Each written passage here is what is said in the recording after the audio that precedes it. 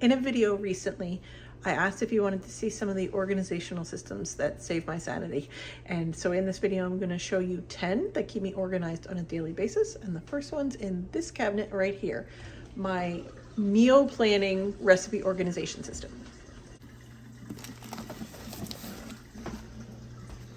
This is my recipe binder. I sell this template and the table of contents for each section in my Etsy shop. I'll leave a link for you. But the idea, the structure, the organization of this is that each section has its own table of contents. So I can shop by protein type, I can shop by ingredient, main ingredient, and then I also at the beginning have things for busy night dinners, quick kids lunches, seasonal everyday stuff that we like. So I can reference that year over year.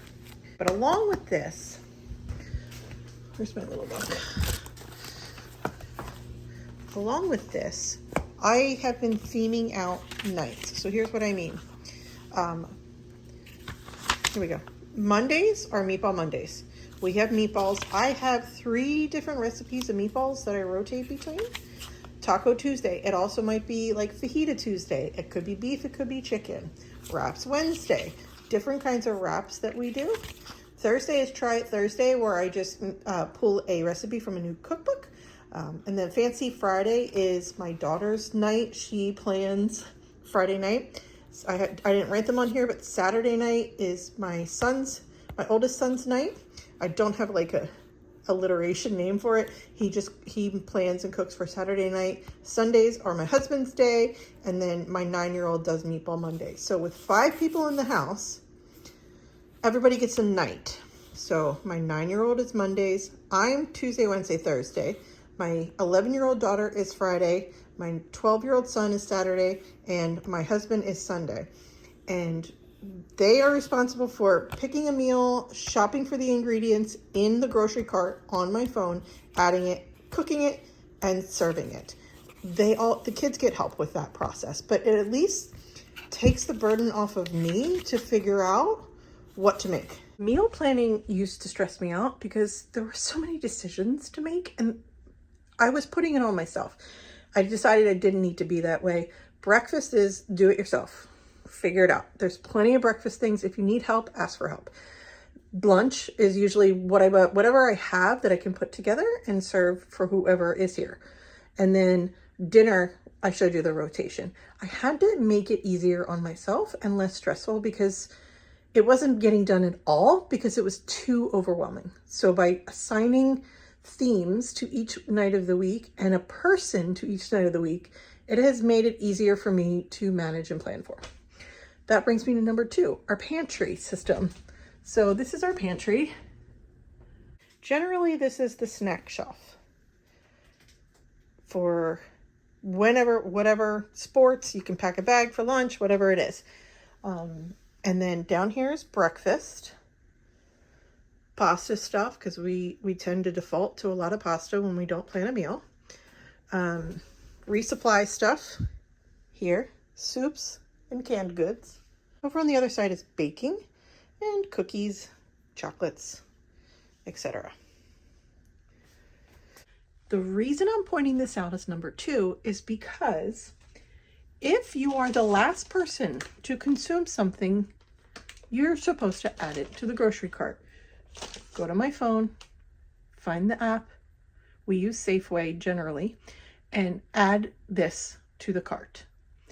By adding it to cart, it's actually creating a list, a shopping list for me. So if me or my husband hit the grocery store, we can look in the app and see what's been added to cart and what needs to be escalated on that purchase. So maybe we're out of meat, maybe we're out of eggs, maybe we're out of milk. And we just said that. I know we're out of chocolate milk, so I got to do that. Because I was the last one to drink it this morning. And so it creates like a shopping list for us. And then I also grocery shop in the app and then set it for pickup. Someone else does the shopping for me. There's no extra charge.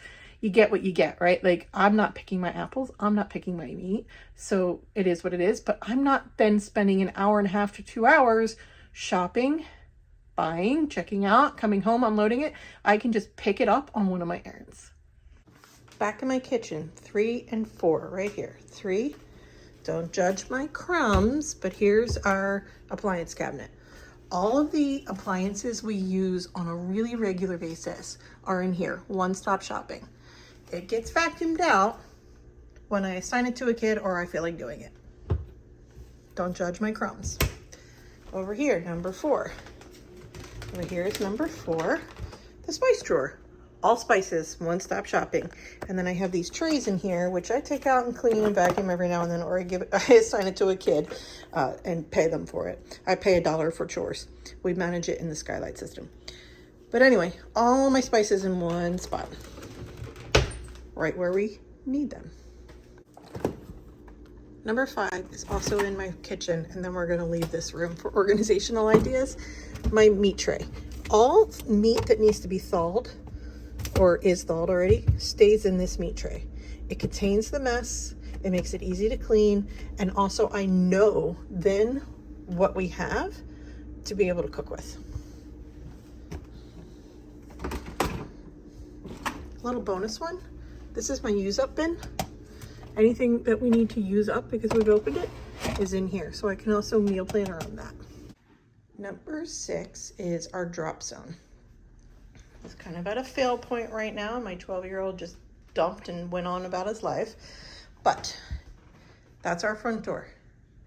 Everything they need to put down to come in funnels through this hallway. In the front door, this is my daughter's shoe bin. She has her own. This is also just a bowl of miscellaneous things, but it's in a pretty gold bowl, so it looks like it's on purpose. This is a light I never charge, but it looks really pretty when I do. Everybody's rain boots, here. All of my coats, here. All of the things for dog walks, in here. And then these hooks here are our bag hooks. This is core to the drop zone. Every bag has a purpose. So gear bags for my karate boys. We have school backpacks under there, my purse, more school backpacks. This is a bag of games we bring when we go to friends' houses or certain events. This is my son's Dungeons and Dragons bag. When he goes to Dungeons and Dragons once a week, he brings that bag.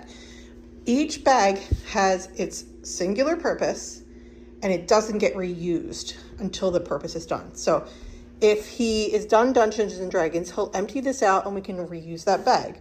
So what I mean is, if we're going away, she doesn't empty this backpack and put all of her school stuff somewhere and then use it for the trip. We get a different bag for that. That way, stuff doesn't get lost. Then we don't have to repack it at a later date. Hooks right here for all my 3 kids and my husband. Dog. On this side, we have our shoe cabinets for the other 4 people. My daughter wanted that one. The rest of us have this. So each person has a drawer.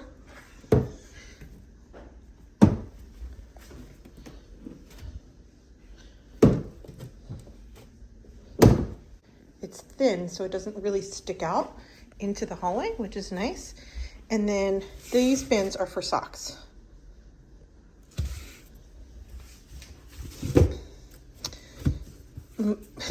Three out of 5 of us wear these. So me and my 2 oldest kids. So this is generally for the 3 of us. This is for my youngest, and I don't know where my husband keeps his socks right now, but he has space to put them here if he wants. Maybe he's just out of them and he needs to restock the inventory. I'm gonna call shoe cabinet number 7 on this list because this really, it's part of the drop zone, but it's its own organization system, and that everybody has a cabinet and it's thin in the hallway, and all of our socks are kept here. So it's easy to get out the door, even if you don't need coats or bags. It's like it's separate organization system at the drop zone. Number 8 is a cart system. We use it for homeschooling. If you don't homeschool, you might find it inspirational for some other category in your life. This is my teacher cart that has all my teacher supplies. extra supplies, my office supplies right in here. This is like my mini office that rolls around to wherever I need it to go. It's got nice big shelves. My 6th grader, my 5th grader, my 3rd grader, they keep all of their school stuff here, and it's organized for them. They organize their own carts. They're getting really good at it because we've done it for years with this system. It just works. It slides to wherever they need it to go. It's a central location for them to put all their stuff. Again, I'm showing you this as number 8 for organization, and maybe homeschool isn't relative to you, but could be something else. Maybe an art cart, a project cart, a sewing cart, a arts and crafts cart, something like that. My last 2 are here in the laundry room. Number 9 is that up there. That is my decluttering bin. So once I've made a decision to declutter something, it goes here into this basket. Once I pull this basket down, which it's in need of because it's overfilled, I decide where it goes. So am I giving it away? Am I selling it? Am I donating it to a Goodwill or donation center or something? I organize it once I pulled it down. And then number 10 is Velcro taped to the lid of my washing machine. It's my laundry loop schedule.